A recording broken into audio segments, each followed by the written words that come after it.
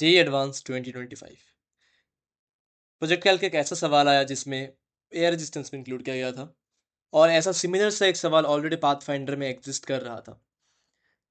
चलिए देखते हैं कि कैसे डील करते हैं questions of air resistance in projectile motion. Preview.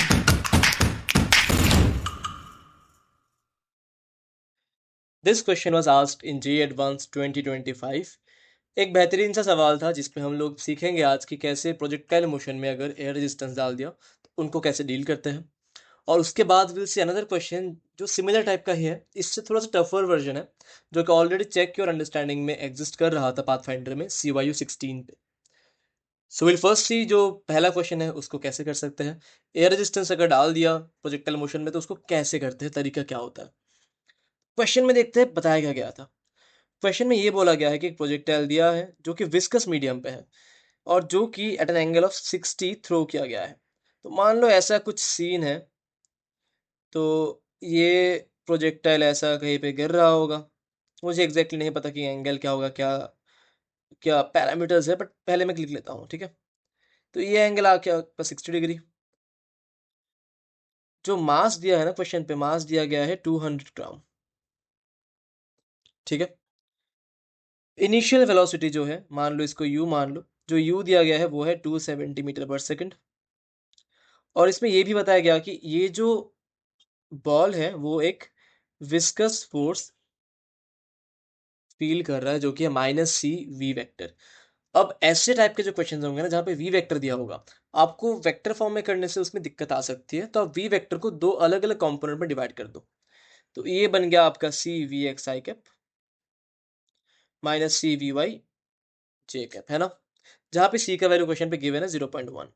तो वैल्यूज को हम बाद में प्लग इन करेंगे, अभी पहले रख देते हैं इन सब चीज़ों को, ठीक है। अब इसमें ये बोला गया है कि ये जो प्रोजेक्टाइल है वो एक वर्टिकल वॉल को हिट करेगा। तो यहाँ पे एक वर्टिकल वॉल जैसा कुछ मान लो, ऐसा कुछ वॉल है ये। और पूछा गया है कि ये हॉरिजॉन्टल डिस्टेंस कितना होगा जब ये प्रोजेक्टाइल हिट करे इसको। मतलब what we need to find is we need to find this distance जहाँ पे this ball is going to hit the wall. तो अगर रैंडम प्रोजेक्टाइल दिया है जहाँ पे ग्राउंड टू ग्राउंड नहीं है या फिर बहुत कॉम्प्लिकेटेड सा दिख रहा है आपको, so the best way is आप प्रोजेक्टाइल मोशन को दो पार्ट में डिवाइड कर दो, एक एक्स पे और एक वाई पे। That's the best way. तो एक्स और वाई में आप मोशन को डिवाइड कर दो, ठीक है। अब यू एक्स क्या होगा आपका, u cos 60 which is u/2। U y क्या होगा आपका, u sin 60। And I don't think y की तरफ कुछ हमें ज़रूरत होगी कुछ करने की, क्योंकि y डायरेक्शन पे कुछ नहीं हो रहा, हमें बस x का डिस्प्लेसमेंट चाहिए, है ना। तो ए एक्स क्या होगा आप देख लो, x डायरेक्शन पे बस एक ही फोर्स है which is C V X divided by mass बन जाएगा, करेक्ट। तो ए एक्स को हम लोग लिख सकते हैं D U X by D T, या फिर D V X by D T in fact, which is -c v x by M. ठीक है यहाँ तक। आगे बढ़ते हैं, इसको थोड़ा सा इस साइड में मूव कर देता हूँ। And I don't think Y की जरूरत होगी कुछ, क्योंकि वाई में हमें कुछ नहीं चाहिए। अगर जरूरत होगी तो बाद में देख लेंगे। तो यहाँ से हमें मिल गया एक differential equation, D V X by V X is equal to -c/m times of D T, है ना। अब क्योंकि एक डिफरेंशियल इक्वेशन है, we can integrate on both the sides. तो जब टाइम का वैल्यू 0 है तब उसका वैल्यू है u/2, एक्स कंपोनेंट का वेलोसिटी का। जब टाइम का वैल्यू t है तब u का वैल्यू आ गया मेरा, मान लो vx। मुझे x चाहिए तो मुझे vx के फंक्शन पे कुछ निकालना होगा यहाँ पे। तो यहाँ पे बन जाएगा ln vx, उसका लिमिट हो जाएगा u/2 से vx, और ये बन जाएगा -ct/m। और यहाँ पे आप देख लोगे तो ये बन जाएगा ln vx divided by u/2 ln a minus ln b -ct/m। और यहाँ से आपको vx का एक वैल्यू मिल जाएगा u/2 times of e power -ct/m। ये बन गया आपका वेलोसिटी का फंक्शन, ठीक है। भैया हमें वेलोसिटी नहीं चाहिए था, हमें चाहिए था x। तो ठीक है, कोई बात नहीं, अब vx को लिख दो x के टर्म्स पे। लेके आ जाओ Vx को ऊपर। तो Vx आ गया आपका u/2 e पावर ct/m। तो यहां से आप लिख दो इसको सिंपली dx/dt, या फिर dx is equal to u/2 times of e power minus ct/m times of dt। Integration डाल दो यहाँ पे 0 टू t। एक बार देख लो क्या क्या गिवन दिया है। इसमें बोला गया है कि 2 सेकंड बाद हिट कर रहा है ना, तो t का वैल्यू क्वेश्चन में ऑलरेडी गिवन है, यहाँ पे 2 दे दिया गया है, तो आसान सा ही बन गया ये। और x का वैल्यू हो जाएगा 0 से जितना भी दूर वो हिट कर रहा है, तो ये बन गया x। तो देख लो मैं शुरू से ही वेरिएबल्स को नहीं पुट किया हूँ, मतलब वैल्यूज नहीं पुट किया हूँ, मैं वैल्यूज को वहां पे ही रख दिया हूँ, ताकि एंड में अगर मुझे दिखे कि कहीं पे मैंने गलती किया है तो मैं उसको तुरंत से मॉडिफाई कर सकूँ। अगर मैं वैल्यूज एक बार डाल दूंगा ना तो मुझे बहुत दिक्कत आएगी ढूंढने में कि गलती कहाँ पे हुई थी, कैलकुलेशन एरर कहाँ पे हुआ था। अगर वेरिएबल्स रखोगे आपको कैलकुलेशन एरर होने के चांसेस बहुत कम होने वाले हैं। तो ये आपका बन जाएगा -m/c। सब्स्टिट्यूशन से सीधा हमको पता है इसका रिजल्ट क्या होता है, e पावर माइनस ct/m 0 से 2। ठीक है, अब इसको सॉल्व करते हैं। तो ये बन जाएगा -mu/2c। ठीक है, अब e की पावर डालोगे यहाँ पे तो e की पावर 2 एक आएगा और एक 0 आएगा, तो यहाँ से माइनस हटा दो, तो यह बन जाएगा 1 minus e power 2ct/m। t का वैल्यू हो गया वापस से 2, ये बन जाएगा फिर, मतलब हाँ 2c/m, सॉरी। अब वैल्यूज देखते हैं कि क्या क्या दिया है। अब 2c/m क्या क्या देखते हैं। एक बार मैं अगर 2c/m निकाल दूँ तो बन जाएगा मेरा 2c/m। अगर हो गया तो ही मेरा गेम हो गया होगा ना, बन जाएगा आई थिंक। तो 2c/m निकालते हैं पहले। यहाँ पे एक चीज देख लेते हैं कि ई पावर है तो यहाँ पे कर दिया, तो हाँ सही है। 2c/m, तो ये क्या बन जाएगा 2 times of c which is 0.1, और m दिया गया है 200/1000। ठीक है, तो यहाँ से 0 0 0 0 कैंसिल्स आउट, 2 2 कैंसिल्स आउट, ये बन जाएगा आपका 0.1 इंटू 10 विच इज 1। तो 2c/m 1 बन गया, तो u इंटू 1 माइनस ई पावर -1, ऐसा कुछ आपका आंसर फाइनली दिखने वाला है। न्यूमेरिकल टाइप था तो मुझे यहाँ पे वैल्यूज डालने पड़ेंगे, डाल देते हैं वैल्यूज। ठीक है, u का वैल्यू क्वेश्चन पे दिया था 270 आई थिंक, तो ये आ गया आपका 270। 1 माइनस 1/e, ई का वैल्यू क्वेश्चन में दिया गया है आई थिंक 2.7 दे दिया गया था, तो यहाँ डाल दो 2.7। तो एलसीएम कर दो, ये बन जाएगा 270 टाइम्स ऑफ 1.7/2.7, है ना। ठीक है, यहाँ से आप 0.7 कैंसिल्स आउट, यहाँ से एक 10 आएगा, तो आंसर बन जाएगा आपका 170 मीटर पर सेकेंड। तो ये बन गया आपका फाइनल आंसर कि इस पार्टिकल का जो x है, x का वैल्यू आएगा 170 मीटर पर सेकेंड, है ना। मैं एक बार रिवाइज कर देता हूँ मैंने क्या किया। मैंने पहले एक x और y के टर्म पे मैंने x नहीं, मतलब बेसिकली x और y के टर्म पे डिवाइड कर लिया इक्वेशन को। तो मैंने देखा बस x वाला पार्ट इंपॉर्टेंट है, y वाला पार्ट नहीं चाहिए। तो इस वाल ये हो गया मेरा स्टेप 1। ठीक है, ये आ गया आपका स्टेप 1। अब स्टेप 1 पे मैंने यहाँ से एक डिफरेंशियल इक्वेशन फॉर्म किया, तो स्टेप 1 का रिजल्ट मेरा यहाँ पे बनता है, Vx का इक्वेशन आ गया। ठीक है, अब जैसे ही स्टेप 1 आ गया मैंने इसी इक्वेशन को यूज किया स्टेप 2 में, जहां पे मैंने Vx को in terms of x represent किया, तो ये बन गया आपका step 2। And once Vx has been identified, मैंने Vx को in terms of x represent कर दिया और उसको लिख दिया मैंने dx/dt। यहां से मैंने निकाल लिया कि फाइनली x क्या होगा, which comes out to be 170 metre per second. ये था जे एडवांस 2020-25 का क्वेश्चन जो मैं बता रहा था, जिसमें एयर रेजिस्टेंस इंक्लूड किया गया था। अब देखेंगे जो क्वेश्चन मैंने चूज किया था पार्ट से, और जो कि सिमिलर लाइंस पे ही है बट थोड़ा सा टफर साइड पे है मान लो। ठीक है, आगे बढ़ते हैं अब दूसरे क्वेश्चन। क्वेश्चन पे ये दिया गया है कि एक स्टोन है जिसको प्रोजेक्ट किया गया था एज से, यहाँ पे इस एज से प्रोजेक्ट किया गया था, और जो कि ग्राउंड पे स्ट्राइक कर रहा है एंड ग्राउंड पे ऑलमोस्ट वर्टिकल है। तो यहाँ पे ऑलमोस्ट वर्टिकल वेलोसिटी होगा इसका। ठीक है, मतलब यहाँ पे उसका जो एक्स कंपोनेंट है वो 0 मान लो आप। अब reason for this behaviour is, यहाँ पे एक एयर रेजिस्टेंस है जो कि proportional to speed of the stone है। अब देख लो यहाँ पे एकदम सिमिलर क्वेश्चन है, proportional to speed of the stone बोल दिया गया है।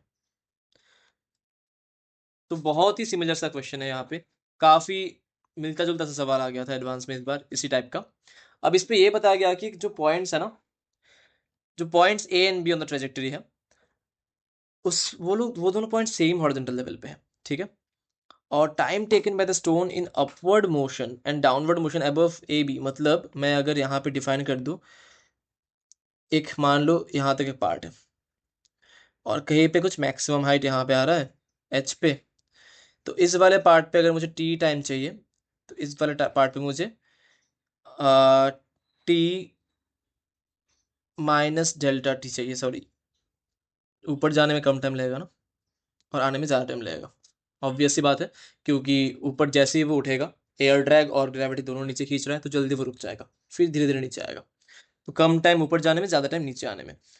और जो वाई कंपोनेंट का वेलोसिटी दिया है at point C and B differ by V Y, तो मतलब मान लो मैं अगर यहाँ पे कुछ वी वाई कुछ मान लूँ, तो यहाँ पे होगा V Y minus delta Y, क्योंकि कुछ एनर्जी लॉस होगा तो वाई कंपोनेंट में वेलोसिटी में लॉस आएगा, कुछ डेल्टा वी वाई का लॉस आएगा। Horizontal component at A is U X, ये भी क्वेश्चन में दिया गया है।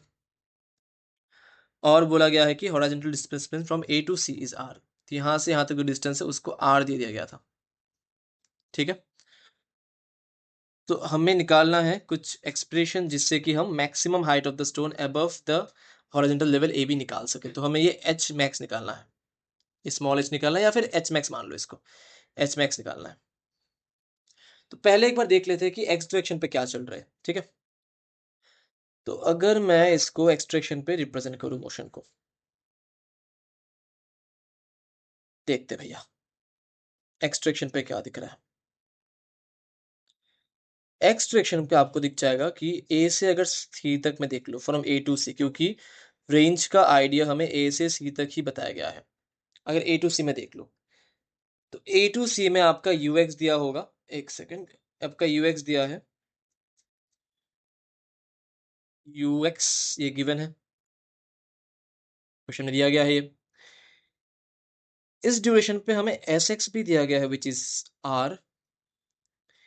ए एक्स आपको मिलेगा क्योंकि यहाँ पे फोर्स एक बताया गया है कि minus C V X I cap minus C we Y J cap, ऐसा कुछ फोर्स एग्जिस्ट कर रहा है। तो एक एक्स कंपोनेंट की तरफ एक्सेलरेशन भी आ जाएगा, बढ़िया। अब यहां से आप लोग लिख सकते हो कि this is D V X by D T, या फिर इसको सीधा ऐसे लिख दो क्योंकि एक्स का पता है ना हमें, एस एक्स पता है। तो V X D V X by D X equal to कितना आएगा, minus C V X by M. ये आ गया फर्स्ट इक्वेशन। वी एक्स और वी एक्स कैंसल्स आउट, तो यहाँ से डी वी एक्स बन गया आपका minus C by M X, लिख सकते हैं, या फिर डी एक्स, करेक्ट। तो यहाँ से अगर मैं इंटीग्रेट करूँ, सी बाई एम कॉन्स्टेंट है, तो पहले एक्स जीरो था तब वेलोसिटी यू एक्स था, उसके बाद एक्स आर बन गया तब ऑलमोस्ट वर्टिकल बन गया तो जीरो बन गया। तो यहाँ से आ जाएगा पहला इक्वेशन हमारे क्वेश्चन का, which is U X is equal to C by M times of R, यहाँ पे सी एक अननोन है, तो ये बन गया पहला equation, that's step one, correct. आगे बढ़ते चलिए, अब वाई डायरेक्शन में क्या चल रहा है उसको देखते हैं, ठीक है। अब आते हैं भैया वाई डायरेक्शन पे। अब वाई डायरेक्शन में दो बार इसको एनालाइज करेंगे, एक बार ए टू एच देखेंगे और एक बार ए टू बी देखेंगे, ठीक है। अब ए टू एच में हमें यू वाई तो पता है कि वी वाई है, हमें ये भी पता है कि ए वाई जो है वो ग्रेविटी तो लग ही रहा है, साथ ही साथ एक सी वी वाई बाई एम भी लग रहा है यहाँ पे, और एस वाई जो है वो एच होगा क्योंकि वो मैक्सिमम हाइट एच तक पहुंच चुका है, हमें एच निकालना है यहाँ पे। इक्वेशन बनाते हैं वापस से सिमिलरली, तो ए वाई आ जाएगा आपका d v y v d v y by d y, which is minus g minus C we y by M. ये लिख तो सकते हैं लेकिन आई डोंट थिंक कुछ हेल्प आएगा, क्योंकि यहाँ से वी वाई डी टी है ना, तो यहाँ पे डी टी कर देते हैं, इसको डी टी से करते हैं, क्योंकि वी वाई कैंसिल आउट नहीं जाएगा, दिक्कत आएगी। तो यहाँ से मैं अगर इंटीग्रेट करूँ, यहाँ से लॉग में लेंगे ना तो बहुत दिक्कत आएगी। मतलब मैंने क्वेश्चन को पहले किया था एक बार, तो लॉग में जब लिया था बहुत लंबा सा कैलकुलेशन आ गया था, बट एक ऑल्टरनेट वे मिल गया था जब मैंने सिंपली यहाँ पे dt से मल्टीप्लाई किया था। फायदा क्या है आप यहाँ पे देखो, अगर मैं यहाँ पे इंटीग्रेशन डाल दूं तो आपको पता चल गया कि ऊपर वो कितने टाइम पे गया। ठीक है, यहाँ पे वी वाई और डी टी दोनों वेरिएबल है, तो यहाँ पे आप integration of v y d t रख दो। अब देख लो एक्चुअली हो क्या रहा था। मैं ए टू एच वाला जो मोशन उसको देख रहा हूँ, तो ए टू एच वाले मोशन पे पार्टिकल को टाइम लग गया टी माइनस डेल्टा टी। अब हाईएस्ट पॉइंट पे पार्टिकल का जो वेलोसिटी है वाई कंपोनेंट में वो जीरो बन जाएगा। ये तो जस्टिफाइड है, ऑब्वियस है ये। तो यहाँ पे अगर मैं देख लूँ तो पहले मेरा वेलोसिटी वी वाई था, टॉप मोस्ट पॉइंट पे जाके जीरो हो गया, नीचे मेरा टाइम जीरो था, ऊपर पहुंच गया वो टी माइनस डेल्टा टी पे। इन अ सिमिलर वे ये आप देख लो तो v y d t this nothing but this is d y. तो डी वाई इंटीग्रेट होगा जीरो से एच तक, और यहाँ पे ही मजेदार स्टेप था, ये बेस्ट स्टेप था इस क्वेश्चन का, कि आप लॉग में ना लेके या फिर यहाँ पे कुछ एक्सपोनेंट्स वगैरह यूज ना करके सीधा आप वी वाई डी टी को इंटीग्रेट कर दो और खेल खत्म है यहाँ पे। यहाँ पे मस्त एक रिजल्ट बन गया आपका, zero minus v Y minus g T minus delta t minus C by m h, और ये एच मेरा एच मैक्स है। अब इसको भैया थोड़ा नीचे लेके आते हैं और देखते हैं कि क्या बन रहा है फाइनली। ये पार्ट अगर आपने सोच लिया तो ये क्वेश्चन हो गया, और ये काफी प्रोबेबल क्वेश्चन है, आ ही सकते हैं एडवांस में, मतलब एक बार आ चुका है ऑलरेडी, बट आप अगर 2-3 साल बाद बैठ रहे हो तो आपको ऐसा क्वेश्चन देखने के चांसेस है ऑलरेडी। अच्छा क्वेश्चन है, v Y is equal to g times of T minus delta T plus C by m h. ये आ गया आपका सेकेंड इक्वेशन। ये वी वाई मतलब जो इनिशियल वेलोसिटी था जो मैंने यहाँ पे लिया था, तो ये बन गया और एक इक्वेशन। अब यहाँ पे जो मेरा वी वाई है ये मेरा है वेलोसिटी एट ए का जो वाई कंपोनेंट है। टी मेरा अननोन है तो टी को हटाने के लिए और एक इक्वेशन चाहिए, और टी मेरा और एक इक्वेशन में आ रहा है जब हम लोग ए टू एच का जो मोशन है उसको एनालाइज करेंगे, sorry from h to b जो है उसको एनालाइज करेंगे। तो एच टू बी में मुझे ये पता है कि जो वाई कंपोनेंट है ना यू वाई, ये तो जीरो हो जाएगा, इनिशियल वेलोसिटी जीरो है उसका। एक्स मतलब टॉप मोस्ट पॉइंट पे वेलोसिटी क्या होगा, जीरो होगा ना, एकदम हाईएस्ट पॉइंट पे मेरा वेलोसिटी है जीरो, ये दिख रहा है हमें। और यहाँ पे है v Y minus delta we Y, तो ए वाई आ जाएगा मेरा नीचे की तरफ, ग्रेविटी है ही, तो मान लो मैं नीचे की तरफ एक्सेलरेशन मान रहा हूँ, तो ऐसा कुछ कर लेते हैं कि नीचे की तरफ जी है और माइनस है, ऊपर की तरफ जो रिटार्डिंग फोर्स है which is C we y by M. ठीक है, पार्टिकल नीचे मूव कर रहा है तो फाइनली उसका वेलोसिटी बन गया वी वाई, जो फाइनल वेलोसिटी है वो, ठीक है बाद में लिख लेंगे इसको। अब इसको एक काम करते हैं, d v y by D t is equal to g minus C we y by m. अभी जो स्टैंडर्ड मेथड यूज करते हैं ना हम लोग, इस पूरे चीज को नीचे लेके आ जाता है फिर इंटीग्रेट करते हैं, तो उससे लॉग वाला टर्म बनेगा, फिर कैलकुलेशन बहुत गंदा बनता है। एक इजी वे आउट है जो मैंने लास्ट इंटीग्रेशन में किया, बस आप सिंपली डी टी को मल्टीप्लाई कर दो और यहाँ पे आप सीधे इंटीग्रेशन डाल दो। ठीक है, अब सीधे इंटीग्रेट कर दो यहाँ पे, इनिशियल वेलोसिटी जीरो है, फाइनली मेरा बन रहा है v Y minus delta we y, time zero है, टाइम बन गया टी, और वी वाई डी टी ये एक्चुअली मेरा डी वाई है, तो मैंने इनिशियली कुछ मूव ही नहीं किया और फाइनली मैंने एच मूव किया। मैं नीचे की तरफ पॉजिटिव मान रहा हूँ तो नीचे की तरफ एच भी पॉजिटिव ही आएगा, तो ये बन गया v Y minus delta we y, ये बन गया जी टाइम्स ऑफ टी, और बन गया minus C by M times of h, है ना, बढ़िया। अब यहां से ये बन गया इक्वेशन नंबर 3। अब इक्वेशन 2 को अगर मैं 1 पे प्लग इन 3 पे प्लग इन करूं तो क्या मिल रहा है देखते हैं, वी वाई को पुट करते हैं, तो वी वाई आ गया G times of T minus G delta T plus C by M times of H, ये आ गया आपका वी वाई, माइनस बचा है delta we Y is equal to G T minus C by M times of H. यहाँ से G T और G T cancels out, तो 2c/mh बन जाएगा आपका delta we y plus g delta T, है ना। अब भैया c/m को हटाना है। c/m हटेगा ऊपर से, c/m आएगा ux/r, पुट कर दो क्योंकि ux क्वेश्चन में गिवन था। तो 2 टाइम्स ऑफ ux/r, ये बन जाएगा delta we y plus g delta T, और एक h है। तो यहाँ से h आपका बनेगा 8 times of delta we y plus g delta t divided by 2ux। ये बन गया हमारा फाइनल आंसर। बहुत प्यारा सा क्वेश्चन था, बेहतरीन सा क्वेश्चन था, जहाँ पे इंटीग्रेशन का एक बहुत मस्त टेक्निक हमें सीखने को मिला कि बस सीधा आपको टाइम और v का डेरिवेटिव दिख गया तो लॉग लेके कर लोगे, जरूरी नहीं है ऐसा। आप उसको, ये वाला जो मेथड है, इसको भी यूज कर सकते हो, अच्छा मेथड है और बहुत प्रोबेबल क्वेश्चन है। पाथफाइंडर का CYU 16, जे एडवांस का 2025, one of the 2 best question जो मैंने रिसेंटली एक्सपीरियंस किया है, और अच्छा क्वेश्चन है। तो आप लोग एक बार खुद से इन दोनों क्वेश्चन को वापस से सॉल्व करो, कहीं भी कोई दिक्कत आए feel free to ping me up.